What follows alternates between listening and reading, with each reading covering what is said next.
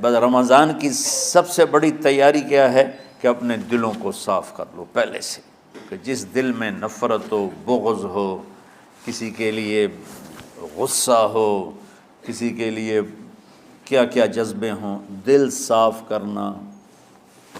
ہمارے گھروں میں روزانہ جھاڑو ہوتا ہے، یہاں مدرسے میں روزانہ صفائی ہوتی کہ نہیں ہوتی؟ چونکہ دنیا کی اصل گندگی ہے تو جھاڑو ہاتھ سے نہیں چھوٹ سکتا۔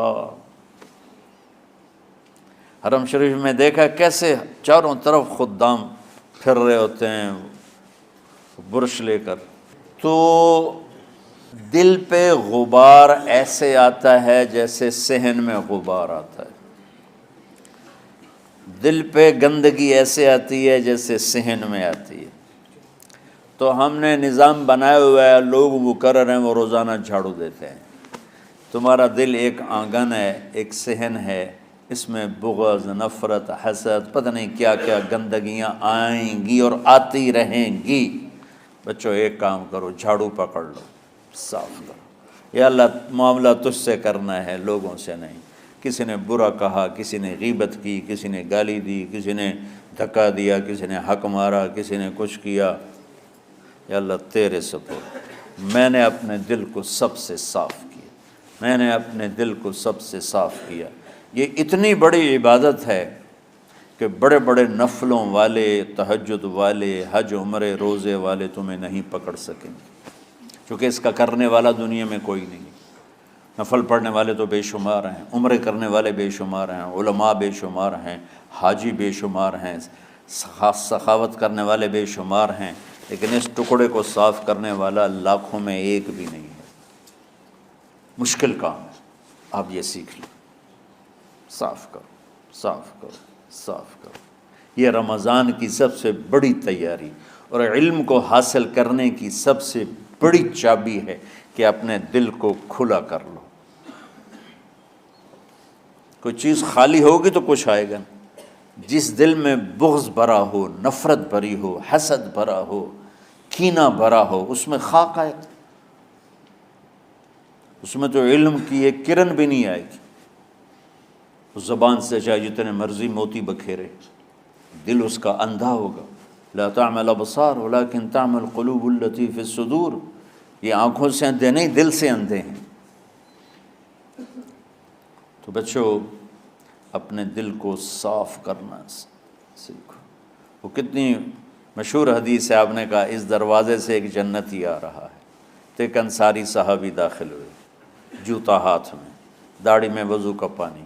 اگلے دن اس دروازے سے ایک جنتی آ رہا ہے، تو ایک صحابی آئے، ہاتھ میں جوتا، داڑھی میں وضو کا پانی۔ وہی صحابی اگلے دن اس دروازے سے ایک جنتی آ رہا ہے، تو وہی صحابی 3 دن جنت کی بشارت لی انہوں نے۔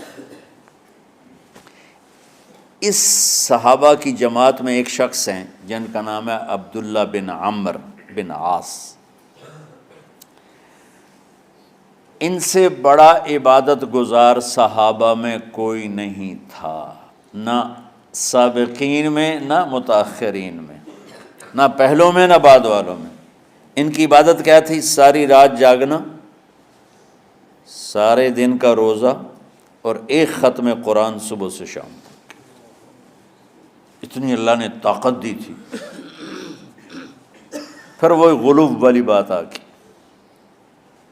ایکسٹریم ہونے والی بات آ گئی۔ ان کی شادی والی رات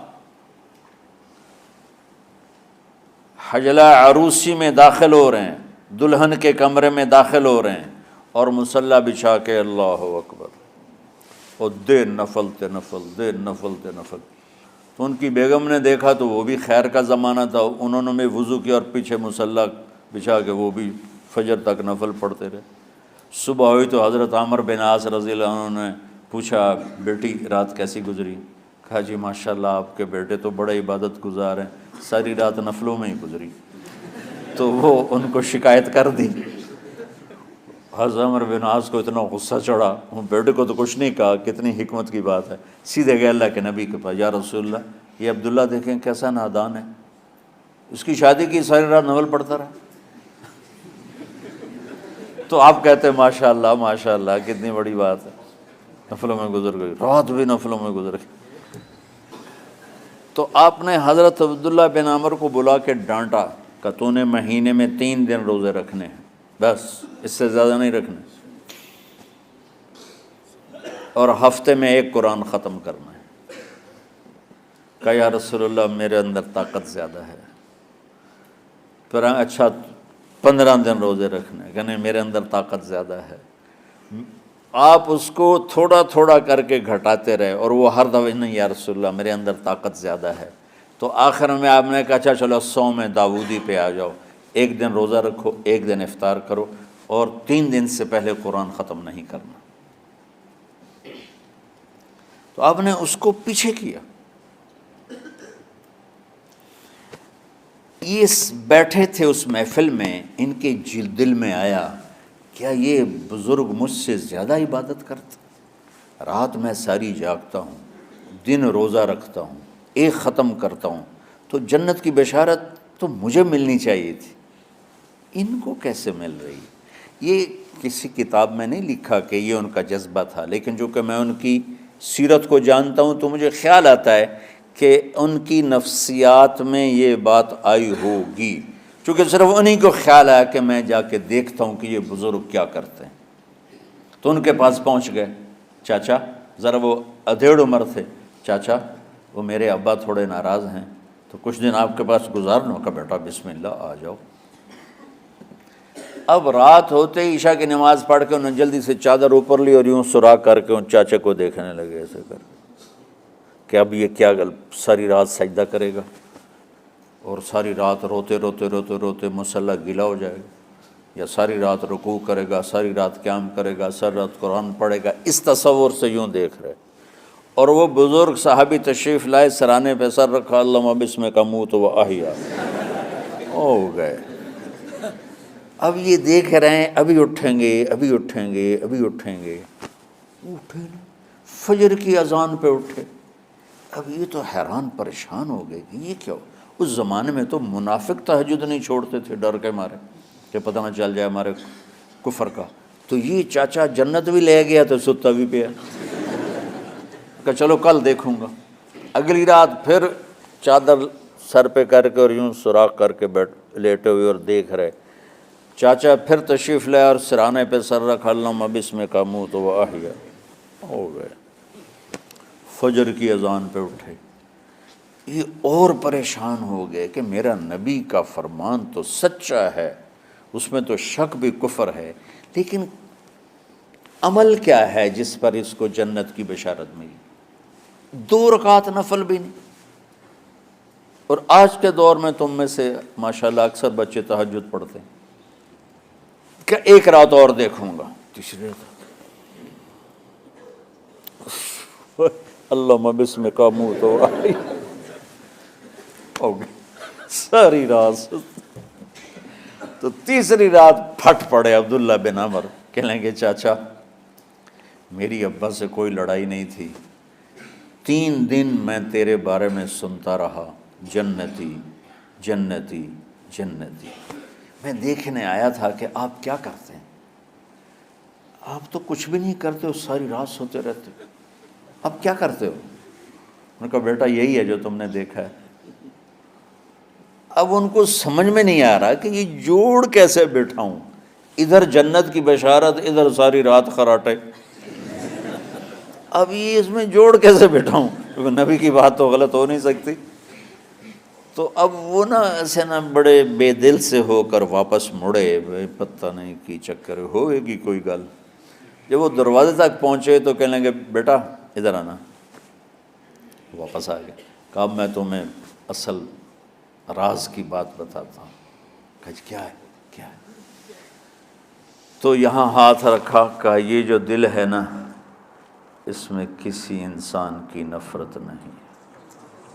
ہاں ہاں ہاں، اور جب اللہ کسی کو رزق دیتا ہے، عزت دیتا ہے، مجھے کبھی حسد نہیں ہوا، مجھے خوشی ہوتی۔ تو عبداللہ بن عمر نے کہنا تھا ہاں یہ بات ہے، نہیں، انہوں نے کہا ھذا ہوا، اچھل کے کہنے لگے ہاذا ہوا، ہاں ہاں ہاں ہاں یہی ہے یہی ہے یہی ہے۔ پھر کہنے کہ چاچا پر یہ میرے بس کا نہیں ہے، کون کرے گا یہ؟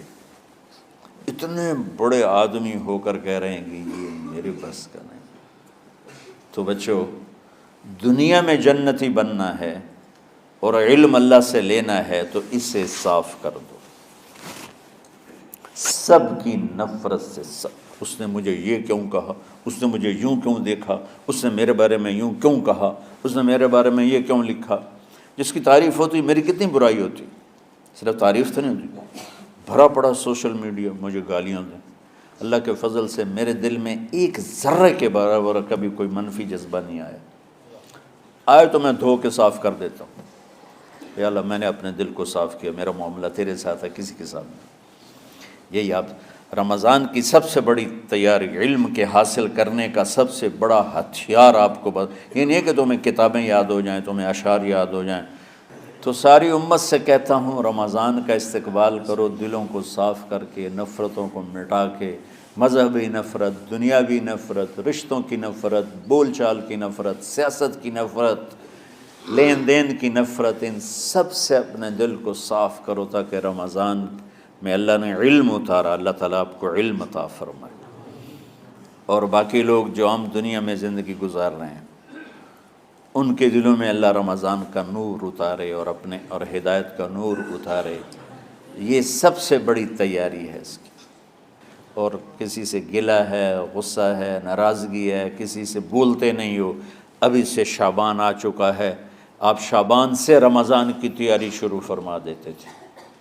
تو اس کی تیاری کیا ہے؟ وہ دلوں کو صاف کرو، معاف کرو، معافی مانگو، تمہارا قصور نہیں پھر بھی معافی مانگ لو، دلوں کو صاف کرو، اور اللہ سے سخاوت مانگو کہ اللہ کو سخی بھی پسند ہے اور صاف دل والا بھی پسند ہے۔